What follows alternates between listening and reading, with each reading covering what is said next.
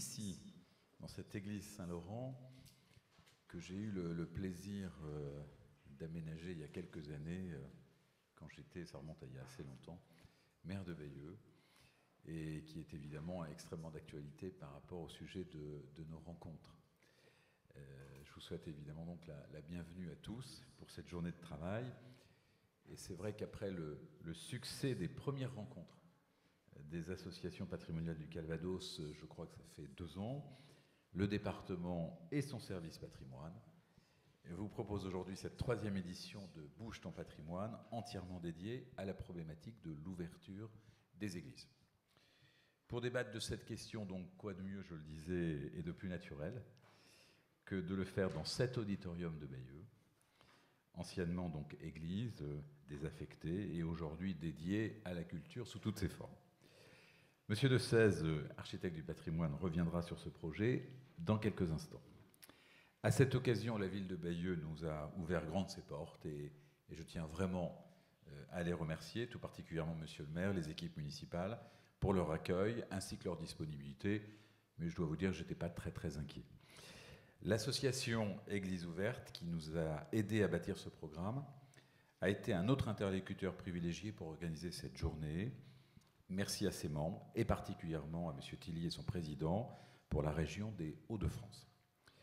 L'énergie déployée par cette association d'origine belge pour faire de ces églises des lieux vivants, accueillants et attractifs mérite, je crois, d'être soulignée. Il vous en dévoilera le fonctionnement ce matin. Alors, le département du Calvados est convaincu de l'action menée par cette association, et j'en veux pour preuve la chapelle Saint-Gabriel-Brécy, située à quelques kilomètres d'ici, et dont le département est propriétaire. Et depuis quelques mois, la chapelle est elle-même adhérente à ce réseau. D'ailleurs, voici l'occasion toute trouvée de remercier chaleureusement la présidente de l'association de cette chapelle, Madame Claude Fauchier de la Vigne, présente à nos côtés ce matin, et qui s'investit sans relâche et avec une grande disponibilité pour faire vivre ce lieu, notamment pour des propositions toujours renouvelées. Alors, développer ce réseau dans le Calvados, c'est effectivement un challenge. 2 tiers des édifices sont en effet fermés sur notre territoire. Et il faut savoir qu'on compte 900 églises et chapelles. C'est au-dessus de la moyenne nationale. Sachez qu'en moyenne, dans les départements, on a à peu près un nombre de 600 monuments de ce type. Aujourd'hui, la réalité est que les personnes trouvent souvent les portes closes et sont démunies d'informations pratiques sur les conditions d'ouverture des églises.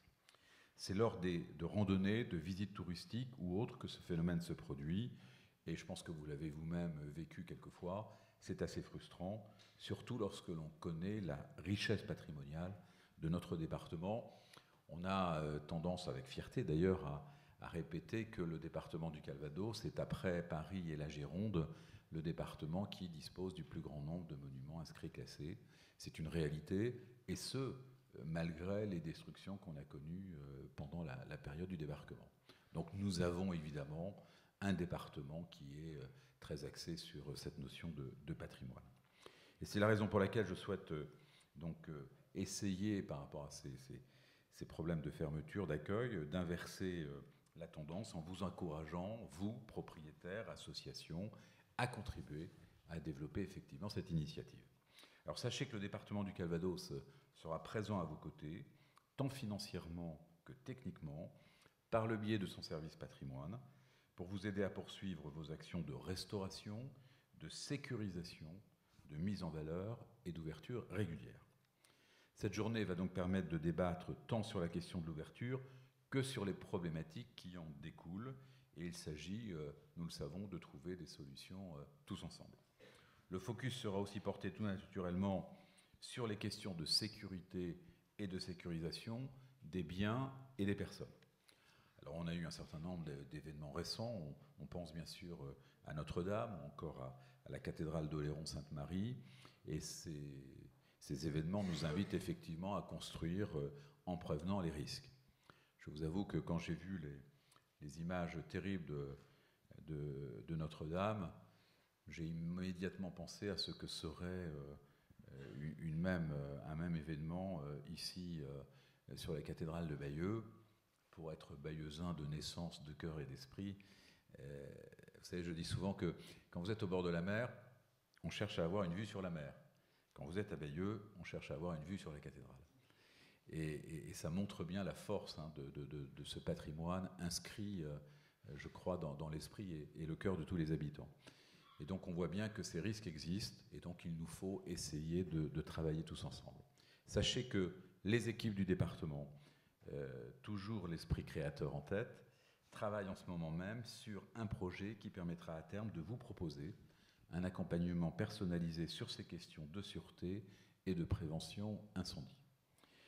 Alors je vous souhaite donc une excellente journée. Je ne vais pas rester avec vous toute la journée. Je vous souhaite de belles rencontres, bien sûr, des bons moments d'échange. Et je vais laisser maintenant la parole à Monsieur de Sèze, architecte du patrimoine, pour évoquer la genèse et l'histoire de ces lieux qui nous accueillent ce matin. Bel exemple de valorisation patrimoniale.